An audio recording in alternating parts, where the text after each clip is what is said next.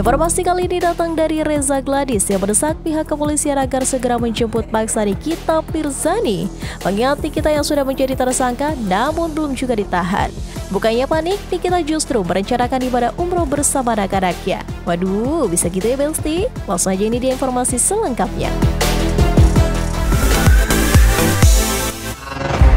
Setelah ditetapkan sebagai tersangka atas laporan Reza Gladys, nyatanya hingga detik ini Nikita Mirzani tak kunjung ditahan polisi di Belsti.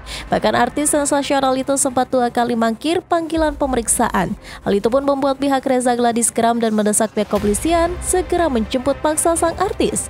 Reza Gladys melalui kuasa hukumnya Julianus Paulus Sembiring mengungkapkan kekecewaannya. Saya heran juga kenapa penyidik tidak melakukan penahanan terhadap si tersangka itu. Dengan masalah ini kian berlarut, Julianus akhirnya sigap menyambangi Mabes Polri dan menyampaikan surat keterangan keberatan. Di kesempatan yang sama, kuasa hukum Reza terus mendesak pihak kepolisian untuk segera menahan ibu 3 anak tersebut. Bahkan Julianus meminta agar pihak kepolisian jangan sampai dikendalikan oleh tersangka. Nah, inilah kenapa kemudian kami datang ke Mabes Polri untuk menyampaikan surat keberatan kami kepada Bapak Kapolri melalui Seki Irwasum.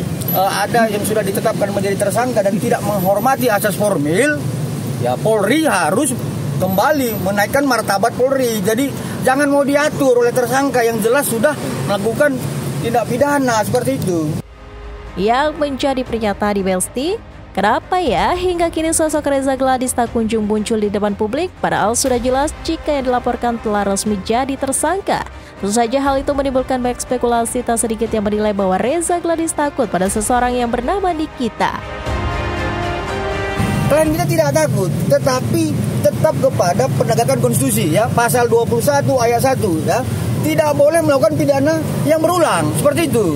Nah, kemudian kalau misalkan NM melakukan hal-hal seperti itu, kita harus melihat upaya penegakan konstitusi terhadap upaya paksa kan harus dilaksanakan oleh pihak penyidik. Seperti itu aja, nggak ada yang lain kok.